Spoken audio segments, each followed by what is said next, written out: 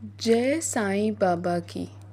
आज हम लोग बृहस्पतिवार के दिन साईं व्रत रखने वालों के लिए कथा लेके प्रस्तुत हुए हैं।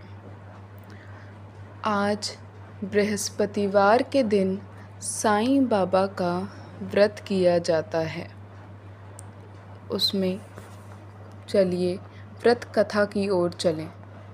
भगवान श्री कृष्ण ने पवित्र गीता के अध्याय 8 में कहा है कि जो प्राणी अपने जीवन के अंतिम क्षणों में मुझे याद करते हैं वे मुझे प्राप्त होते हैं।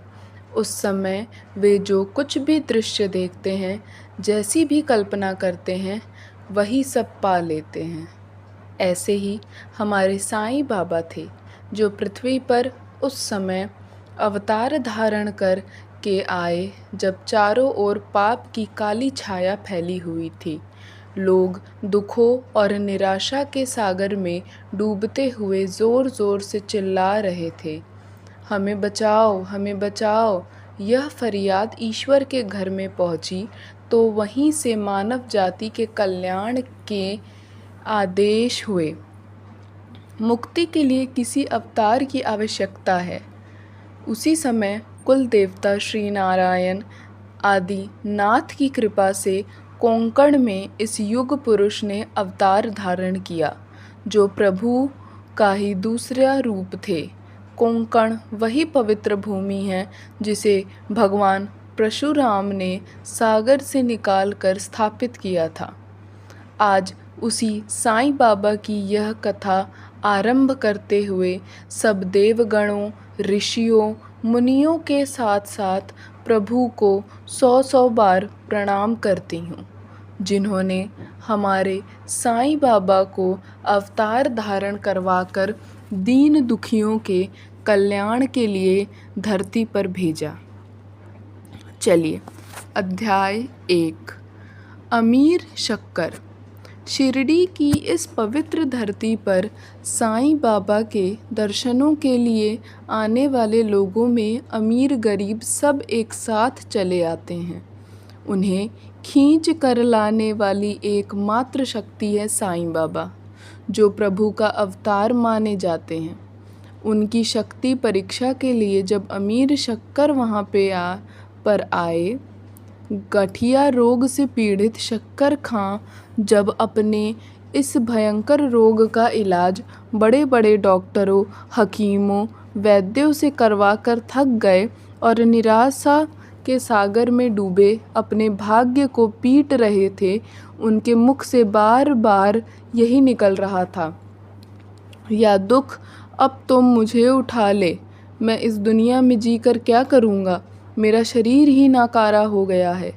मैं ना तो चल सकता हूँ, ना उठ सकता हूँ, न बैठ सकता हूँ।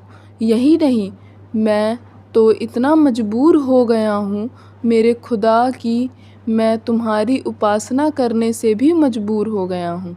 यह सब कुछ कहते हुए अमीर शक्कर बच्चों की तरह रोने लगता है। एक दिन अमीर शक्कर के दोस्त उसके घर आए तो उन्होंने अमीर शक्कर को रोता देखा तो वह झट से बोले, अरे भाई, इतना नाराज क्यों होता है? चलो शिरडी साईं बाबा की शरण में, वहाँ जाते हैं, तुम्हारा रोग ठीक हो जाएगा।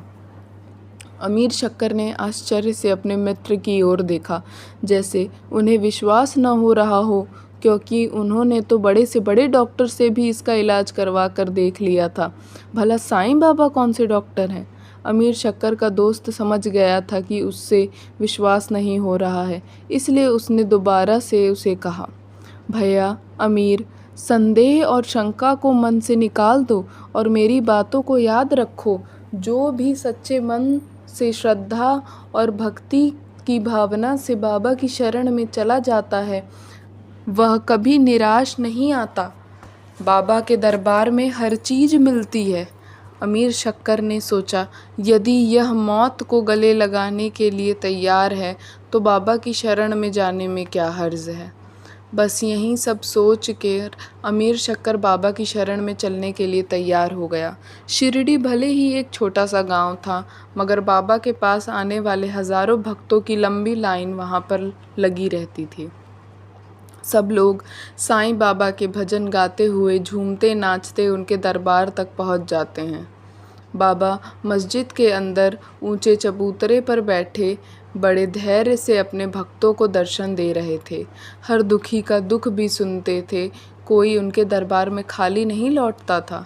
अमीर शक्कर रोता हुआ बाबा के चरणों में गिरा और रो रो कर कहने लगा, मुझे बचा लो बाबा, मैं बहुत दुखी हूँ। प्रभु पर भरोसा रखो अमीर, रोने से दुख दूर नहीं होते। जाओ हमारी बावड़ी जाकर रहने लगो, हम तुम्हारा दुख दूर कर देंगे।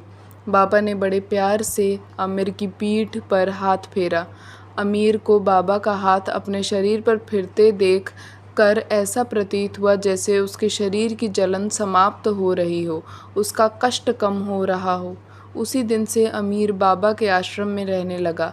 बाबा हर रोज़ सब रोगियों की पीठ पर हाथ फेरते और उन्हें यही कहते, चिंता न करो, तुम बहुत जल्दी ठीक हो जाओगे।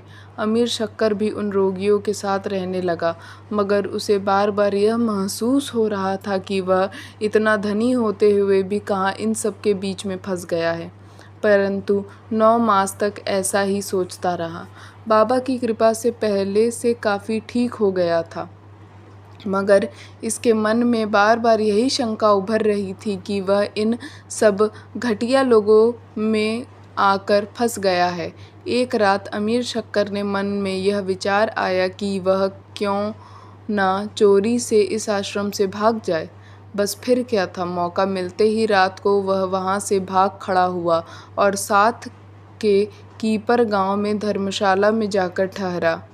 वहाँ पर उसने एक ऐसे फ़कीर को तड़पते देखा जो ज़मीन पर लेटा चिल्ला रहा था, पानी पानी। अमीर ने भागकर उसके मुंह में पानी डाला, मगर जैसे ही उसके मुंह में पानी डाला तो उस फ़कीर ने उसकी गोद में ही दम तोड़ दिया। उसे अपनी गोद में मरता देखकर अमीर घबरा गया। उसे पता था कि इस फ़कीर के खून का इल्ज़ाम उसी के सिर लगेगा। पुलिस उसे पकड़ लेगी, फांसी से कम सज़ा नहीं होगी। फांसी फांसी, इस कल्पना से ही अमीर का शरीर काँप उठा। दूसरी ही क्षण उसने अपनी भूल का एहसास हुआ। साईं बाबा के आश्रम से चोरी से भागकर उसने जो अपराध किया था, उसी अपराध की सज़ा उसे मिल रही है, फांसी। फांसी नहीं नहीं बाबा, मुझे क्षमा कर दो, मैंने भूल की है। इस भूल की सज़ा मौत तो न दें, इसमें मेरा दोष ही क्या है। मैंने तो अपनी ओर से भला करने की कोशिश की थी।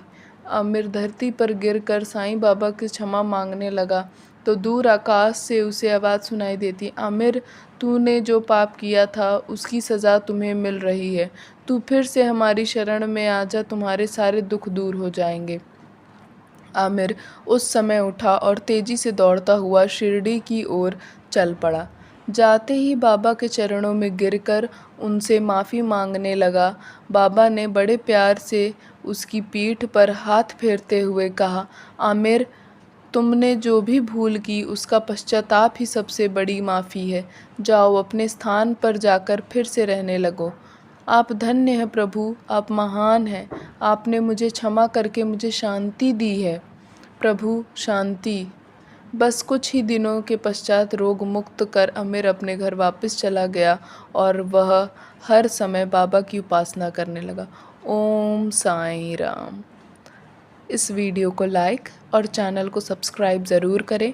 अब हम दूसरे अध्याय के साथ मिलेंगे दूसरे वीडियो में। श्री साईं राम।